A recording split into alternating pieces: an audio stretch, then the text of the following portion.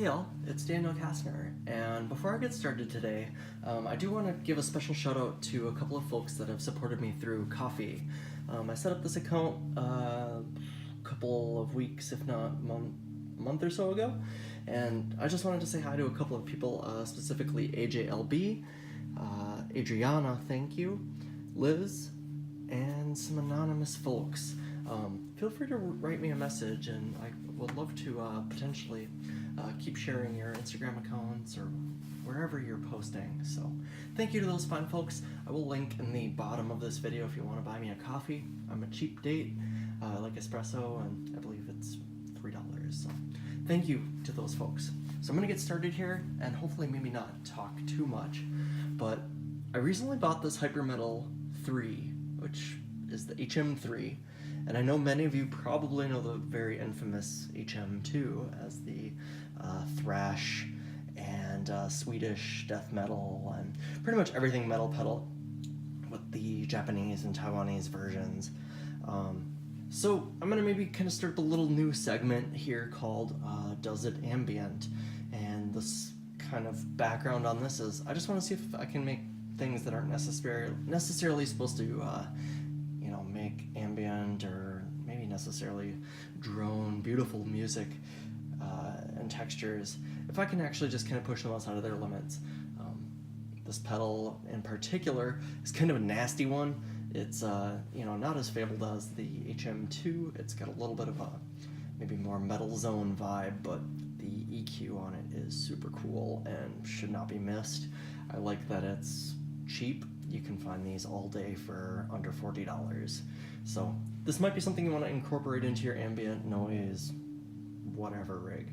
I think it's an underrated pedal, and I'm not here to hype it, but I just saw on YouTube there are no recent videos about this. Like, no one cares about this pedal, but I do, and I think you should know about it, and I can show you some of my favorite settings. I've just got the microKORG here, and I'm trying to figure out what my oscillator even is. It's a sine wave, and I've got some other fun things going on, but I'm gonna crank up this cutoff and we can kind of get into talking about the HM-3.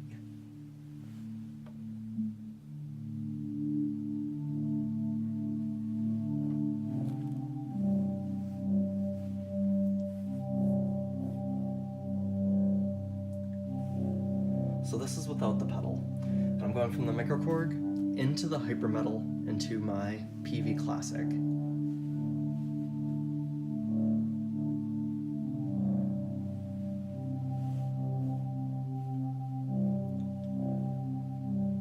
I'm going to start with the distortion and levels down. And obviously you won't hear anything, but if we start bringing up a level,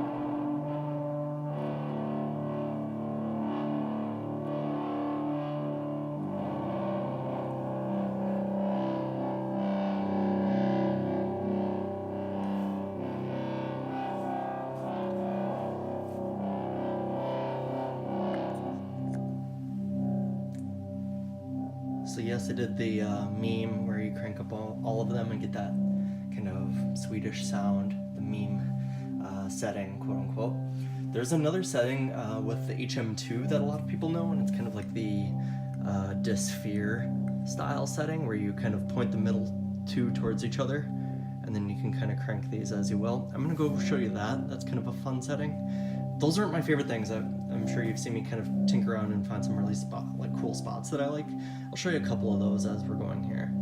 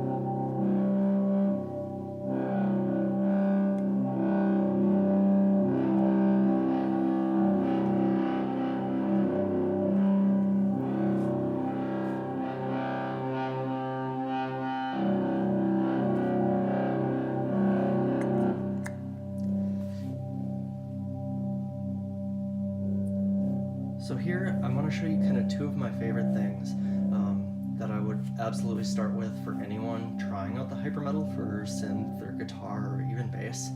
I know some of you are Twin Peaks fans. My wife and I are huge fans, and honestly, if you point these kind of like this upside down Twin Peaks world, that's probably the first setting I'd share with you to start from. I really dig this. It's, high level, low distortion, and then the EQ kind of pushed apart.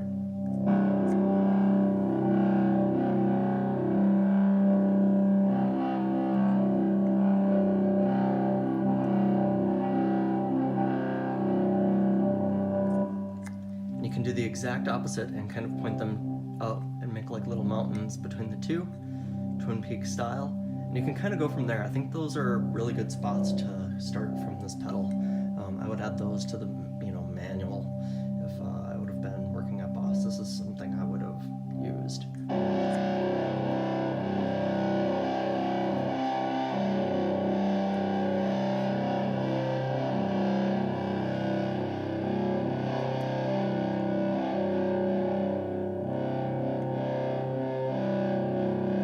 It just helps tame the shrillness.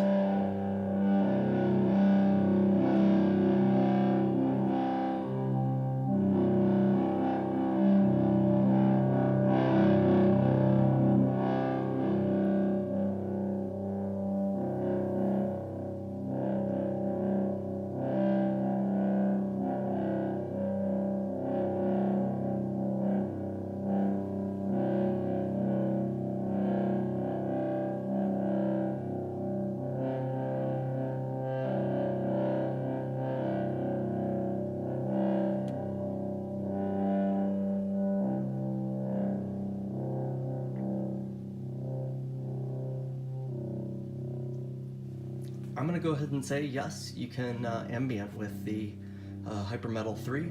You wouldn't think it, but I think it can add to a lot of textures and noises, all for really cheap, because no one really wants these for whatever reason. It's in the Boss, super metal case, and takes batteries and can go on the road with you or out in the woods. I think it's super cool. What do you guys think?